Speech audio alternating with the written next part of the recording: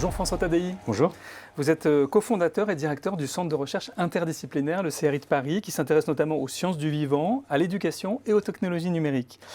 Vous êtes le héros de la société apprenante. Vous avez consacré un rapport à cette question et des nouvelles façons d'apprendre tout au long de la vie. Mais face aux révolutions technologiques en cours, que faut-il apprendre ? C'est une bonne question. En fait, si on se concentre uniquement sur ce que savent faire les machines mieux que nous, par exemple mémoriser et calculer, on se rend bien compte qu'on risque de se faire remplacer par une machine. Donc ça ne veut pas dire qu'il ne faut pas savoir calculer et pas savoir mémoriser, mais ça veut dire qu'on ne va pas se contenter de ces capacités. Et il faut savoir développer des capacités que les machines n'ont pas. Typiquement, les machines ne font pas preuve d'empathie, elles ne font pas preuve de questionnement, elles ne font pas preuve de capacité à penser en dehors de la boîte, le think out of the box des anglo-saxons. Elles ne sont pas capables de définir ce qui fait du sens. Déjà pour nous, ce n'est pas complètement évident de développer ces différentes capacités, mais si on ne prend pas du temps pour réfléchir à ces capacités et s'assurer que chacun peut les développer autant que possible, alors on va devant un certain nombre de difficultés. Alors la machine, elle permet aussi d'apprendre. Quelles sont les limites de l'apprentissage par la machine ? Typiquement, la machine peut assez facilement vous aider à optimiser quelque chose de bien défini.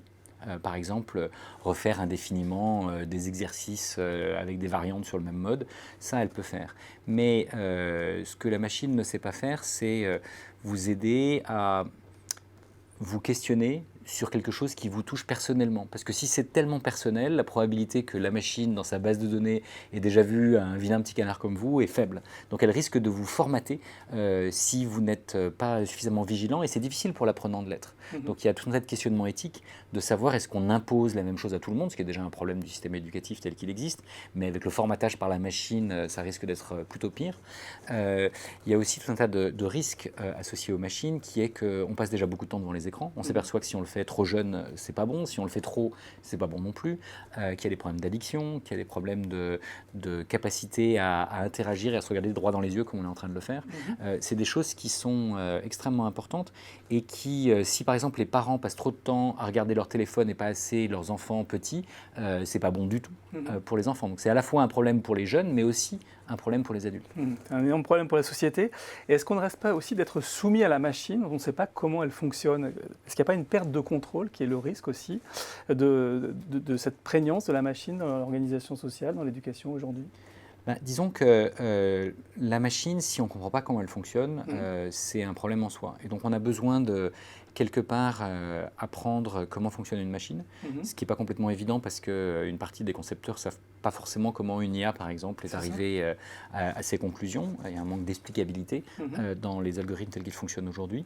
Mais je pense qu'à minima, il faut avoir compris comment fonctionne cette boîte noire, sans oublier comment fonctionne la boîte noire qui est notre propre cerveau.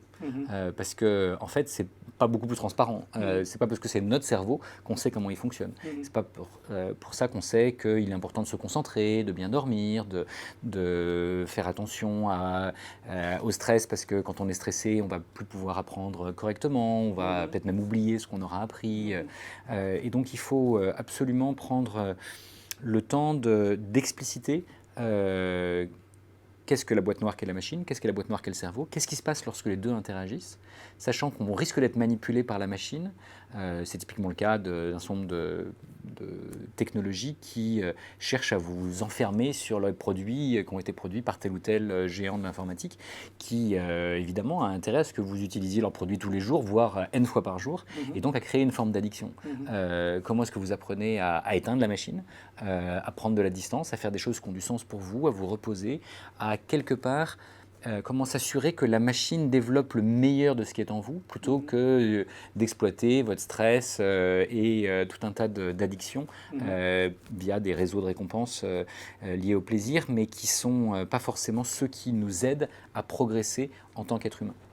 Merci beaucoup François Tadei d'être venu nous faire cette explication sur le plateau de Xerfi Canal. Merci.